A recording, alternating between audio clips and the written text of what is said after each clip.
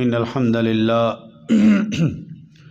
إن الحمد لله نحمده ونستعينه ونستغفره ونعوذ بالله من شرور أنفسنا ومن سيئات أعمالنا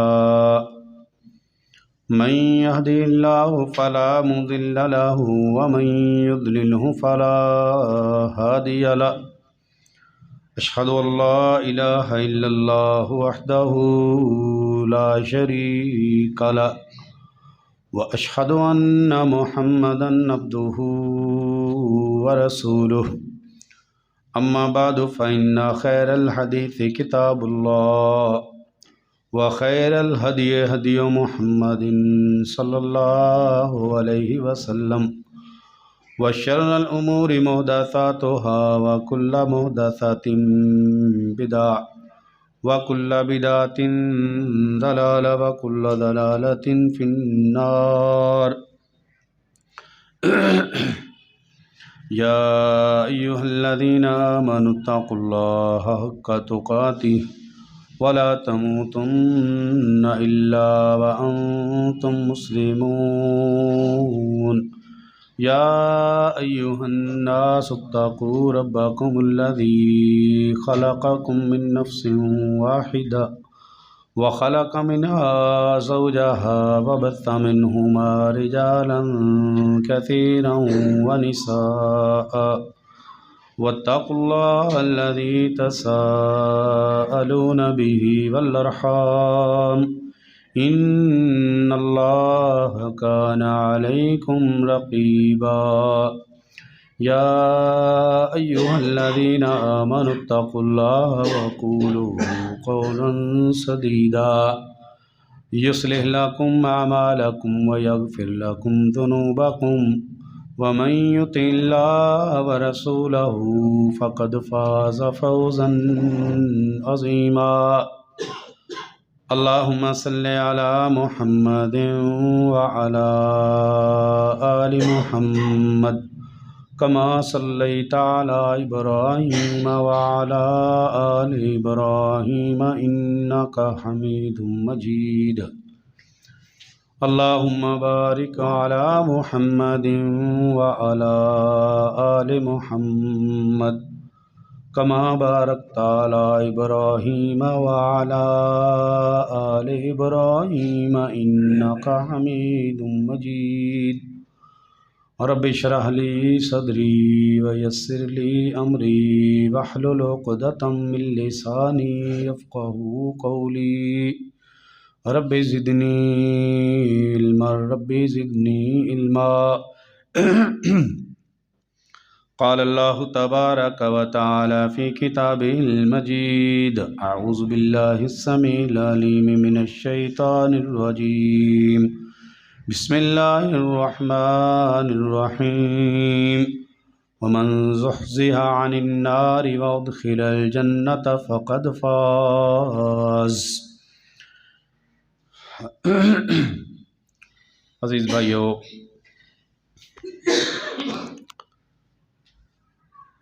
ہم سب کو اللہ تبارک و تعالیٰ کی طرف یقیناً لوٹ کے جانا ہے۔ دار فانی سے دار القرار کی طرف ہر کسی نے کوچ کرنا ہے۔ عقیدہ آخرت یہ وہ عقیدہ ہے کہ جس کا انکار شروع سے لے کے اب تک لوگ کرتے چلے آ رہے ہیں۔ مختلف صورتوں میں، مختلف شکلوں میں آخرت کا انکار لوگوں نے کیا ہے، لیکن ہمیشہ سے ہی اللہ تبارک و تعالیٰ کے مومن بندے، اللہ رب العالمین کی خاص عبادت کرنے والے، انہوں نے اللہ کی عبادتیں صرف اسی تناظر میں کی ہیں کہ آخر ہم نے اللہ تبارک و تعالیٰ کی طرف لوٹ کے جانا ہے اور وہی ہمارا قرار ہے اور وہی ہماری ہمیشہ والی زندگی۔ اور اللہ تبارک و تعالیٰ نے اپنی تمام کتابیں جو اللہ نے آسمانوں سے نازل کی ہیں، تورات، انجیل، زبور، قرآن مجید، انبیاء علیہم الصلاۃ والسلام پر نازل ہونے والے صحائف، اللہ نے بار بار آخرت کے دن کا تذکرہ فرمایا ہے کہ اس پر یقین رکھنا پڑے گا، اس پر پورا ایمان تمہیں رکھنا پڑے گا کہ تم لوگوں نے یہ دنیا چھوڑ کے اللہ تبارک و تعالیٰ کے ہاں پہنچنا ہے، اور وہ ہمیشہ والی زندگی۔ اور اللہ دی خالق الموت والحیات لیبلوکم ایکم احسن عملا، اور ساتھ اللہ نے یہ بہترین مقصد بھی بتا دیا ہے کہ یہ دنیا میں یہ جو زندگی اور موت کا سلسلہ ہے کہ کوئی آ رہا ہے کوئی جا رہا ہے، کہیں پیدائش ہو رہی ہے، کہیں پر موت ہو رہی ہے، کہیں پر خوشیوں کے شامیانے لگ رہے ہیں اور کہیں پر غمیوں کے اللہ تبارک و تعالیٰ کی طرف سے امتحانات آ رہے ہیں۔ یہ سارے کس وجہ سے ہے؟ لیبلوکم ایکم احسن عملا، کہ اللہ تبارک و تعالیٰ تمہیں آزما لے، تمہارا امتحان لے لے، تم میں اچھے اعمال کرنے والا کون، تم میں اچھے اعمال کرنے والا ہے، اللہ تبارک و تعالیٰ کے پاس جانے کی تیاری کرنے والا کون۔ اور ہر بندے کا یہ خواب ہوتا ہے کہ میں کامیاب ترین بندہ بن جاؤں۔ اللہ کے ہاں اللہ نے فرمایا کامیابیاں دنیا کا مال جمع کرنے میں نہیں ہے۔ دنیا کی دوڑ لگی ہے تو دنیا کی دوڑ میں لوگوں سے آگے نکلنی کامیابی نہیں ہے۔ کامیابی اللہ رب العالمین کے ہاں جو ہے نا، اللہ کی قسم ہمیشہ یاد رکھیں، وہی کامیابی، اصل کامیابی۔ من زحزح عن النار وادخل الجنۃ، اللہ فرماتے ہیں جس کو جہنم کی آگ سے بچا لیا گیا، وادخل الجنہ، اور اس کو جنت میں داخل کر دیا گیا، فقد فاز، وہ بندہ کامیاب ہے۔ دنیا کا وہ بندہ سب سے کامیاب ترین بندہ۔ اور آپ اگر تھوڑی سی تاریخ کا مطالعہ کریں نا، صحابہ کرام کی تاریخ پڑھ لیں، صحابہ کرام کے ایام کا اگر آپ مطالعہ کریں نا، آپ کو نظر کیا آئے گا؟ کوئی رسول اللہ صلی اللہ علیہ وسلم کے پاس جا کے سوال کرتا ہے پیارے نبی صلی اللہ علیہ وسلم جہنم سے بچنے کا طریقہ کیا ہے؟ کوئی سوال کرتے ہیں پیارے نبی صلی اللہ علیہ وسلم جنت میں جانے کا طریقہ کیا ہے؟ کوئی یہ سوال کرتا ہے اللہ کے نبی صلی اللہ علیہ وسلم جنت کے درجات کو حاصل کرنے کا طریقہ کیا ہے؟ کوئی پوچھتا ہے پیارے نبی صلی اللہ علیہ وسلم مہلکات، تباہ کرنے والی چیزیں کون کون سی ہیں جو انسان کو برباد اور تباہ کر دیتی؟ کوئی کہتا ہے منجیات کیا ہیں، جو نجات دینے والی چیزیں کون کون سی؟ یہ ان کا دنیا کا ان کا سسٹم تھا، اور یہ دنیا کی ان کی زندگی اسی چیز میں لگے رہتے۔ آج میں آپ کے سامنے حضرت ابو ذر غفاری رضی اللہ تعالیٰ عنہ کی ایک حدیث رکھنا چاہتا ہوں۔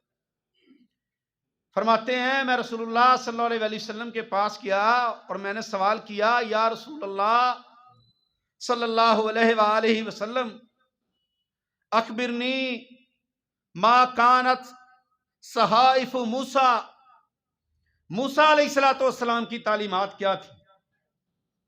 آپ کی تعلیمات بڑی کمال ہیں، کوئی شک نہیں۔ اللہ تبارک و تعالیٰ نے اپنا کلام، پاک کلام قرآن مجید آپ پہ نازل کیا، نصیحتوں سے بھرا ہو،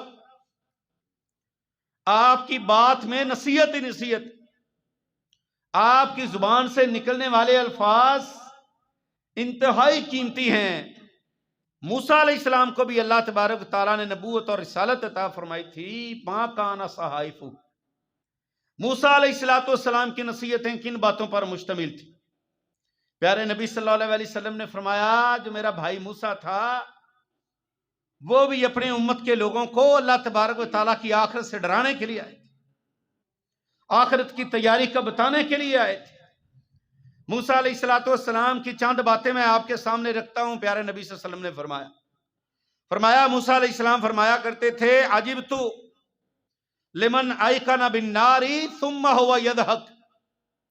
وہ اپنی امتیوں کو فرماتے تھے مجھے تعجب ہوتا ہے ایسے لوگوں پر کہ جن کو جہنم کی آگ کا یقین بھی ہو گیا ہے. ان لوگوں کی بات نہیں کرتا جو جہنم اور جنت کو مانتے نہیں ہیں.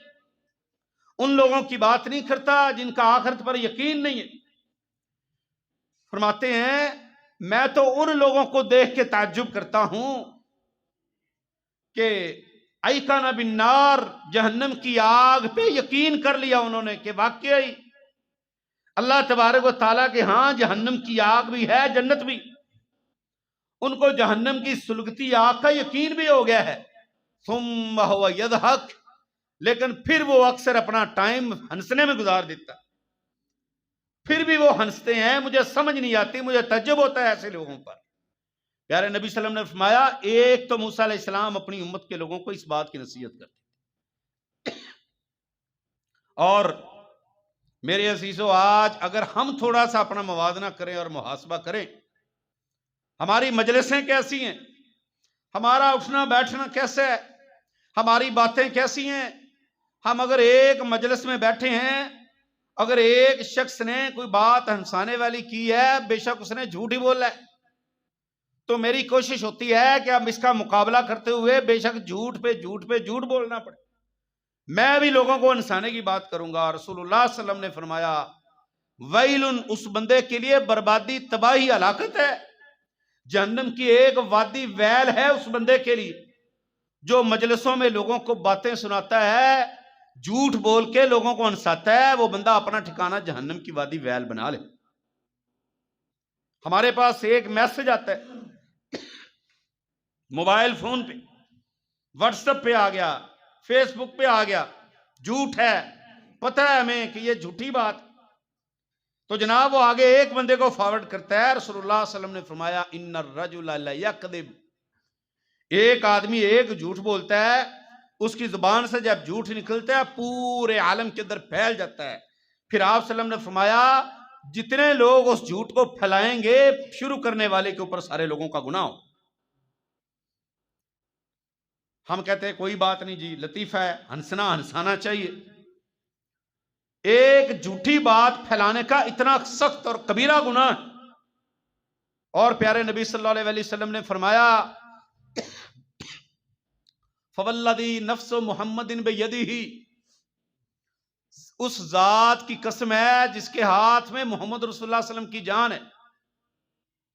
پیارے نبی صلی اللہ علیہ وسلم نے اپنے رب العالمین خالق کائنات کی قسم اٹھا کے یہ بات کی ہے کہ مجھے قسم ہے اس ذات کی جس کے ہاتھ میں محمد صلی اللہ علیہ وسلم کی جان. لو تعلمون ما عالم, اگر تمہیں ان باتوں کا پتہ چل جائے, اگر اللہ تمہیں وہ چیزیں دکھا دے جو میرے رب نے مجھے دکھائی ہیں, لَضَحِكْتُمْ قَلِيلًا وَلَبَقَيْتُمْ كَثِيرًا, تو پھر تم ہنسنا چھوڑ دو گے اور تمہارا ہر وقت رونے میں گزر جائے.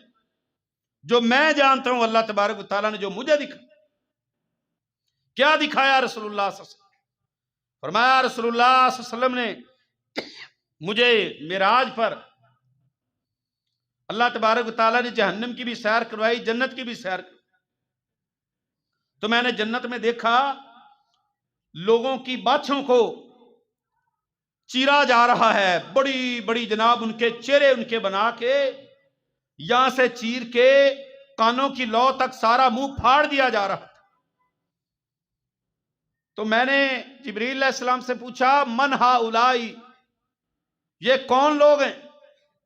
تو جبریل علیہ السلام نے فرمایا یہ وہ لوگ ہیں جو دنیا میں جھوٹ بولا کرتے تھے. یہ جھوٹے لوگوں کی علامتیں اور نشانیاں ہیں. کیا؟ لوگوں کو ہنسانے کے لیے.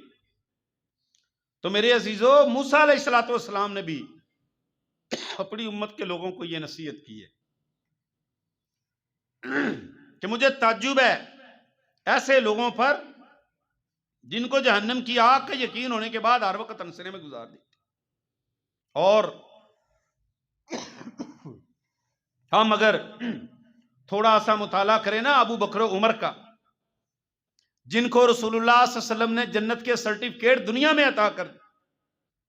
فرمایا عثمان تو نے اللہ کے راستے میں جتنا خرچ کیا اور جتنی تیرے اندر شرم و حیا ہے اور جتنا تو اللہ سے ڈرنے والا ہے اور جتنی تو اللہ کی عبادت کرتا ہے، اگر تو آج کے بعد کوئی نیک کام نہ بھی کرے نا تو اللہ رب العالمین تمہیں پھر بھی جنت میں جگہ دے.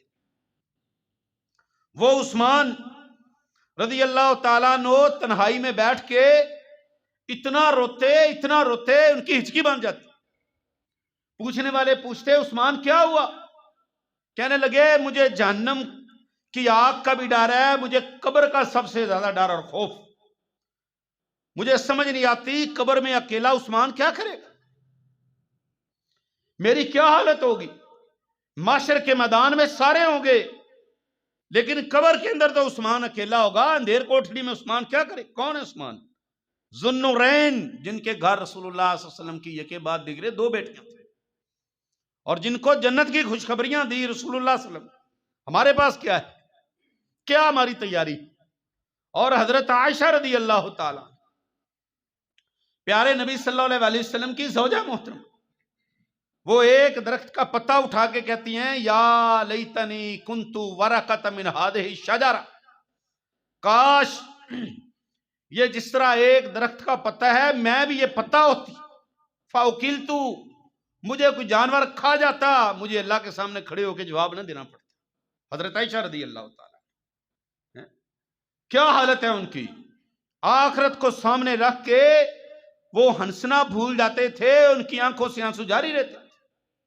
تو میرے عزیزو، اگر ہم نے بھی اللہ کے سامنے کھڑے ہونا ہے، اللہ کو جواب دینا ہے، میں اور آپ اپنے آپ کو بدلنے کی کوشش کریں، اپنی زندگیوں کو بدل لیں، آخرت کی تیاری میں لگ جائیں. تو موسیٰ علیہ السلام کی رسول اللہ صلی اللہ علیہ وسلم نے پہلی نصیحت یہ بتائی ہے کہ حیران ہوتا ہوں میں ان لوگوں پر کہ جن کو جہنم کی آگ کا بھی یقین اور پھر بھی وہ ہنسنے میں زندگی گزار رہے. اور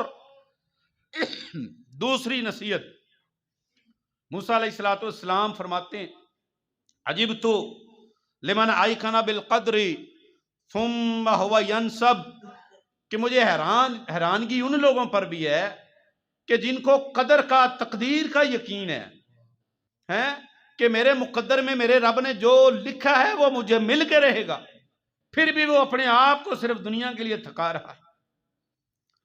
بات سمجھ آئی؟ کہتے ہیں میں حیران ہوتا ہوں ان لوگوں پر، مجھے تعجب ہے ایسے لوگوں پر کہ جن کو اس بات کا یقین ہے. میری طرف توجہ رکھیں، سنیں بات غور سے. ان لوگوں پہ تعجب نہیں ہے جن کو آخرت کا یقین ہی نہیں ہے، جن کو تقدیر کا یقین ہی نہیں، جو مقدر کو مانتے ہی نہیں ہیں، جو اللہ تبارک و تعالیٰ کی طرف سے لکھی ہوئی تقدیر کا انکار، ان کی بات نہیں. فرمایا لمن ایقن بالقدر، جس نے تقدیر پر ایمان لایا ہے، جو یقین کر لیا ہے کہ واقعی اللہ رب العالمین نے بندے کا جب ماں کے پیٹ میں اس کی عمر 4 مہینے ہوتی ہے تو اس کا سارا مقدر لکھ دیا جاتا ہے، لیکن اس کے باوجود وہ اپنے آپ کو صرف دنیا کے لیے تھکا رہا ہے. اب اس کا مطلب یہ نہیں ہم جناب محنت کرنا چھوڑ دیں، آرام سے گھر بیٹھ جائیں کہ نہیں جی بس جو لکھا ہے وہ مل تو جانا ہے. نہیں میرے بھائی، مطلب اس کا یہ ہے کہ جو اللہ تبارک و تعالیٰ نے ٹائم آپ کو کام کے لیے دیا ہے وہ کام میں گزارے. جو ٹائم اللہ کی عبادت کے لیے ہے وہ ٹائم اللہ کی عبادت کو دے، پھر اللہ پہ چھوڑ دیں، اپنی محنت کو جاری رکھیں، کوشش کو جاری رکھیں اور پھر اللہ پہ یقین رکھیں میرے رب نے جو میرے لیے لکھا ہے وہ مجھے مل کے رہے گا. اور رسول اللہ صلی اللہ علیہ وسلم کی حدیث ہے ان نفسا لن تموت حتی تستوفی رزقہا، کہ کوئی شخص، کوئی جان ذی روح چیز اس وقت تک مر نہیں سکتی جب تک وہ اپنا لکھا ہوا رزق کھانا ہے. یقین آپ اس بات پہ کر لیں. اگر اس پہ یقین نہ آئے، جاؤ جا کے ہاسپٹلز کی دنیا میں دیکھو، سال سے 2 4 سال سے لوگ قومے کی شکل میں پڑے، ان کی روح پرواز نہیں کر رہی. کیا نعوذ باللہ اللہ تبارک و تعالیٰ کے لیے ان کی روح کو نکالنا مشکل ہے؟ 4 سالوں سے بیڈ پہ پڑے ہوئے لوگ، نالیاں لگی ہیں، ٹیکوں کے ذریعے سے ان کے جسم میں خوراک پہنچائی جا رہی. کیوں؟ ان کے مقدر میں لکھی جا چکی. رسول اللہ صلی اللہ علیہ وسلم نے فرمایا ان نفس لن تموت حتی تستوفی رزقہا، پھر آپ نے فرمایا جو تمہارے مقدر میں لکھی جا چکی ہے، اب اللہ رب العالمین سے ڈر جاؤ، واتقوا اللہ، اللہ سے ڈر جاؤ اور بہترین رزق کمانے کے ذرائع تلاش کرو، تقوی اختیار کرو، اللہ سے ڈر جاؤ، بے ایمانی سے، فراڈ سے، دھوکے سے، رشوت خوری سے اپنے آپ کو بچا لو۔ تو یہی بات موسیٰ علیہ السلام نے اپنی امت کے لوگوں کو نصیحت کی ہے۔ عجبت لمن ایقن بالقدر ثم هو ینصب، یقین بھی ہے، آخر تقدیر پر بھی یقین ہے، پھر بھی اپنے آپ کو تھکا۔ اور جن لوگوں کا تقدیر اور مقدر پر یقین ہو جاتا ہے، اللہ تبارک و تعالیٰ ان کے لیے راستے آسان فرما دیتے ہیں۔ اللہ پہ توکل، رسول اللہ صلی اللہ علیہ وسلم نے فرمایا لو تتوکلون علی اللہ حق توکلہ لرزقتم کما ترزق الطیور، اگر تم اللہ پہ توکل کر لو جس طرح اللہ پہ توکل کرنے کا حق ہے، لرزقتم کما ترزق الطیور، تو اللہ رب العالمین تمہیں اس طرح رزق عطا فرمائیں گے جس طرح اللہ اپنے پرندوں کو رزق عطا کرتے ہیں۔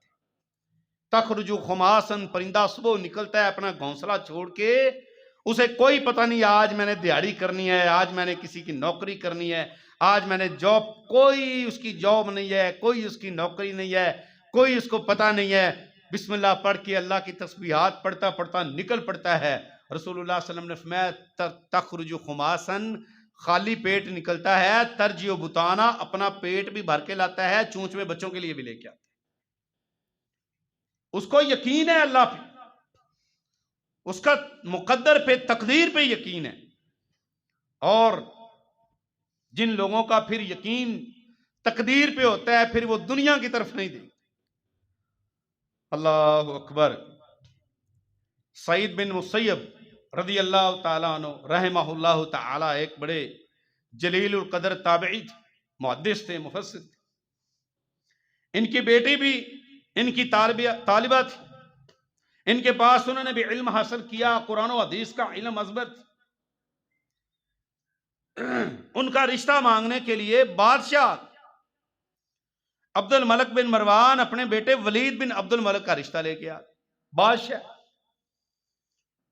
اب جناب لوگوں نے دیکھا کہ سعید بن مسیب کی بیٹی کا رشتہ بادشاہ اپنے بیٹے کے لیے مانگ رہے، لوگوں نے باتیں کرنا شروع کر دی، کمال ہے، کیا کہنے ہیں اس گھر کے، کیا شان ہے اور کیا تقدیر ہے، کیا مقدر ہے۔ سعید بن مسیب نے پوچھا مجھے یہ بتائیں آپ کا بیٹا دین کتنا پڑھا ہو؟ انہوں نے کہا دین پڑھا تو نہیں ہوا، دین کو تھوڑا بہت سمجھنے والا، میں رشتہ نہیں دوں۔ بیٹی کا رشتہ دینے سے انکار کر، میں رشتہ نہیں دوں۔ لوگوں نے کہا سعید عجیب آدمی ہے، بادشاہ کا بیٹا بیٹی کا رشتہ مانگنے کے لیے آیا تیرے پاس، تو نے انکار کر دیا۔ فرمایا میرے رب نے جو میری بیٹی کے مقدر میں لکھا ہے نا، وہ میرا رب اسے ضرور عطا کرے، لیکن میں ترجیح اس کو دوں گا جو اللہ تبارک و تعالیٰ کے قرآن اور حدیث کا علم جاننے والا ہے۔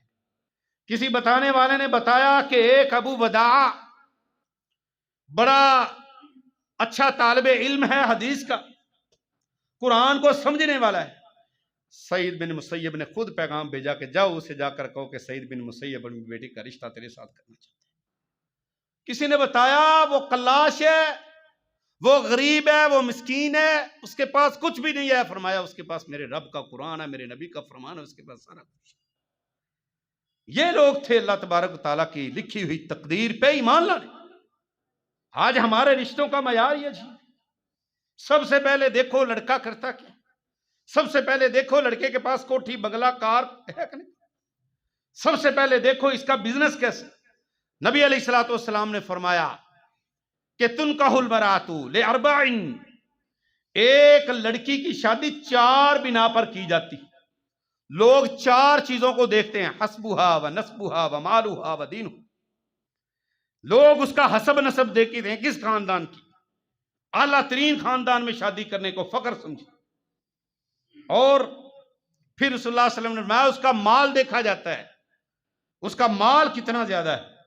تیسرے نمبر پہ اس کا حسن اور خوبصورتی دیکھی جاتی ہے، اور چوتھے نمبر پہ دین ہے۔ آپ سنیں فَاظْفَرْ ذَاتَ الدین، میں تمہیں حکم دیتا ہوں کہ جب بھی تم بچوں کا رشتہ کرنے لوگو سب سے پہلے اس کا دین دیکھو کہ اس کے پاس دین کتنا ہے۔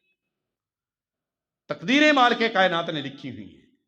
میرے عزیزو، تقدیر پہ پورا یقین اور ایمان رکھ کے اپنی آخرت کی تیاری کیا کریں، اپنے بچوں کے فیصلے کیا کریں کہ ہمارا مقدر، ہماری تقدیر، ہمارے فیصلے۔ اور بھائی آپ نہیں دیکھتے بادشاہوں کے بیٹے فقیر ہو جاتے ہیں، فقیروں کے بیٹے بادشاہ ہو جاتے ہیں۔ اللہ کی قسم یہ تاریخ اٹھا کے دیکھو، اور جو آپ کے مقدر میں ہے وہ آپ کے مل کے رہے گا، کبھی بھی وہ آپ سے کچھ چھین نہیں سکتا۔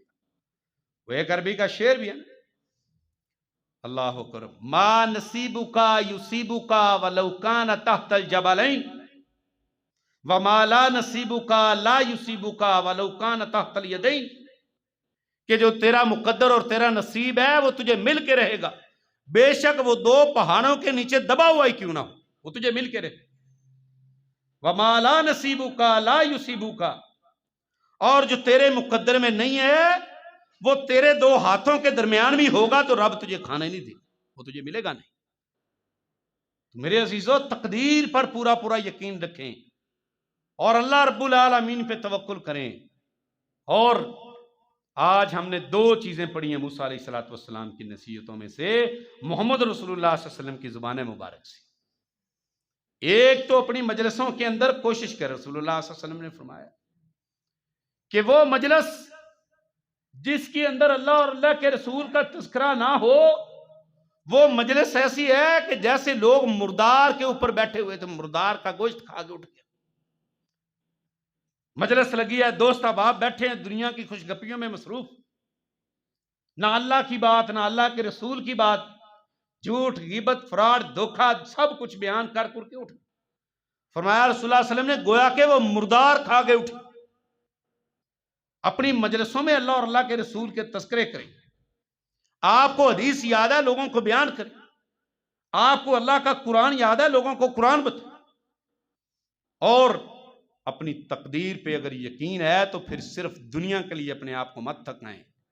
اللہ تبارک و تعالی انشاءاللہ ہمیں عطا کرے گا جو اللہ نے ہمارے مقدر میں لکھا ہے۔ آخر دعوانا ان الحمدللہ۔